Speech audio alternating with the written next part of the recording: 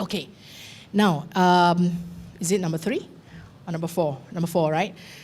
Women prefer less risk. Yes, we take extreme risks. I mean, if you look at, compare us with men, men are more prone to driving on the outer lane, bumping people off the road.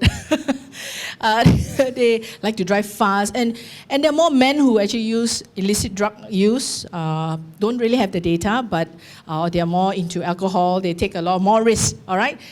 They, even investments, they take more risk. And women are more nervous during volatile periods.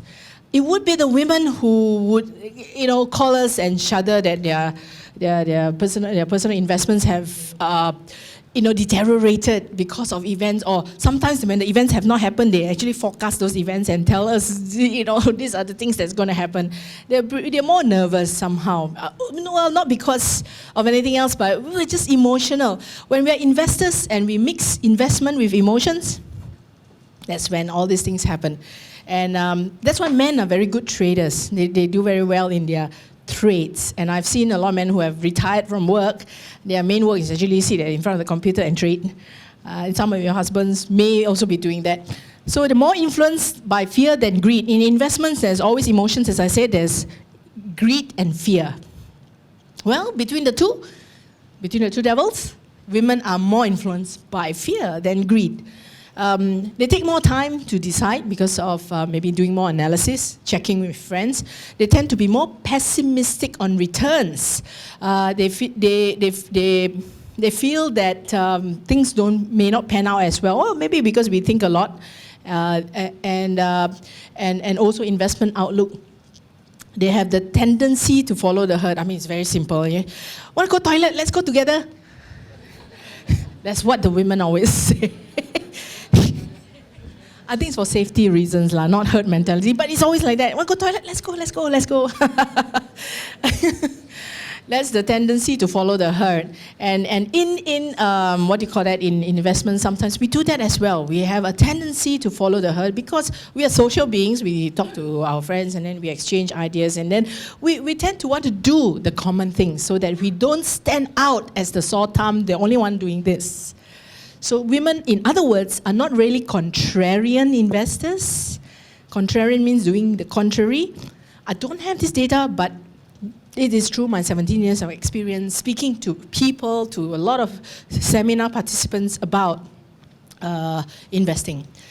Emotional investing, that's something. So what can women do with regards to being less risk averse, more emotional with regards to their money and investing? I think this Monday, Financial Snacks, it's supposed to come out last Monday. If you watch out for the Financial Snacks this Monday, I hope the cartoonist Hafiz has drawn the cartoons. I have written an article called, "Which lane are you driving on?" Are you driving on the fast lane, the slow lane, or the middle lane? Okay? Then someone answered me, it depends on what car you have. But if I were to actually take a survey, I think a lot of when you drive on the fast lane and you're not really a confident driver, you may have this road bully. Or you may have someone who wants to just bump you off, shine you off the road, and you may not be confident enough to change lane. Now, if you are driving always on the slow lane, nobody's going to bump you off the road, but when you're driving always on the slow lane, you may reach your destination slower than someone who is on the faster lane. So I went through a course before with Captain Bala, I remember. He told me the best lane to drive on is the middle lane. Yeah, neither fast nor slow, and then you don't have to keep changing lane, just keep at your pace, right? So be aware which lane are you driving on, and if your driving skills are not so good because you daren't go to the middle lane, then seek help. Get friends who can help you, just like what we said just now. Get friends, seek professional advice, get yourself into a course, read more. And you might want to work backwards, from the goals that you have. That's what I did when I left full-time employment to start this financial literacy journey with myself, with a lot of people who've met me, is that I work backwards. I want to be financially free, meaning I don't need to work what I want, that I have to work, I don't have to earn that kind of income every month. When is the point that I can be financially free? How much money do I need at that point? And what do I need to do to reach there? So work backwards from your goals. Sometimes you have applications that can help you to do this, or you can perhaps join our club and then we can talk about this. Not today, because we need to crunch some numbers. You can work back to see what are the rewards of taking higher risks. Focus not on products. We are very product orientated. Someone presents to us, say a unit trust fund, is like, how much return? I don't really care how much return actually. I don't, because when you just focus on products, that particular product will be good this year, next year is not. And then the next year is yes, and the next year is not. So what I do is I build portfolios, long-term portfolios that smoothen out the volatility of my volatile investments. And how do I smoothen out? I have sweeteners, I have creamers inside, I have the coffee. What I mean is that I have the ones that drive on the fast lane, the middle lane, and the slow lane, that I built an efficient portfolio that actually reduces my innate, or rather my natural aversion from risk. I am a I'm a risk-averse person. After all, I was born in Penang. Penang again, sorry, my apologies, Penang nice, but this is just to say that that's how I am. I'm a risk-averse person. But today I told Amelia, initially when I told Amelia about this, I said, I am an aggressive conservative investor. She went, huh? What do you mean? You're bipolar. She didn't say, maybe you did say I'm bipolar, but I said I'm an aggressive conservative investor. Deep down inside, I'm conservative. I don't want to lose money. Nobody does. But I think because the men are different, they are able to take a little bit more risk. They are able to stomach a little bit more volatility. That's why sometimes they make decisions very fast. We don't want to make decisions because we don't want to make the mistakes. So I'm still a conservative investor, but I am now aggressive. Why? I am taking aggressive I'm doing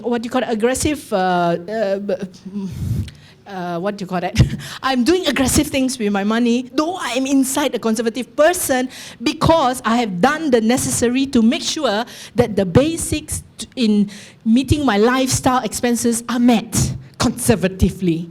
All right? And how do you do that? You have a plan. You start with a plan. We'll talk about how do you start later, okay? But for me, I started by planning backwards. Okay, and so don't focus on products, focus on portfolios, well-built portfolios, and understand how different investments work. They cannot be compared. Income generation vehicle cannot be compared with an equity volatile investment. It's totally different. We tend to say they are the same, but they are not. And understand asset allocation. Asset allocation is a technical word. I'm sure some of you have heard of it, or most of you have. And asset allocation, there's a certain principle that you may have read about, that if your age is 40 years old, you should have 40% in conservative investments. It's called the principle of born equals to age. You have your age at 40 years old, you invest 40%. But don't take that as a general, I see some of you copying down, and okay, then start to calculate. You say 40%. I don't do that because I scare people know my age. They say, oh, this one is like that, so your age is like, no, I'm kidding. I'm saying that I don't quite agree with the asset allocation principle, because I believe asset allocation has got to do with the experience of a person as an investor.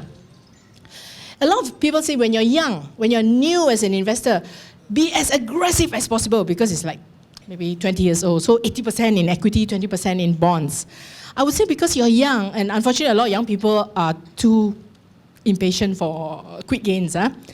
When you're young and you're new as an investor, then be a little bit more conservative, because the more you are, the more experienced driver you are. Just take the middle lane thing. The more experienced you are in driving, the better car you have, the better, more driving miles you have done, more driving hours you have done, then you can drive on the fast lane. But when you're a P driver, okay, try to stick on the left lane first. So, catch my article on Monday if it's out. Work with someone who can be a good financial guide, just like holidays. We would like to have a tour guide. Even if we go on a personal holiday, there should be a tour guide who can speak the lingo. Then work with someone who speaks this sort of lingo. Don't fall hopelessly in love with money. They won't fall in love back with you. You know, we get very emotional. We hold on to, of course, just now I was talking to a gentleman that some women hold on to their stocks forever, losing stocks. The thing about it being an investor is sometimes we hold on to our losers too long, we sell our winners too soon. Okay? Selling our winners too soon means that we are too greedy, selling or too nervous. It's emotions. So again, it's having a portfolio. Different portfolio for different purposes. Portfolios for retirement, you don't trade on that. That's serious money. If you want to actually just sweeten up some shopping money, perhaps you may want to do a little bit of quick gains, but asset allocate is play money and serious money. So don't fall hopelessly in love with. And I find that, that's why I think sometimes women are long-term investors. They love their investments because they're giving them good dividends, even if they are losing investments. Check. There are good and bad things about some of these habits, but check where you are, whether you're in moderation or extreme.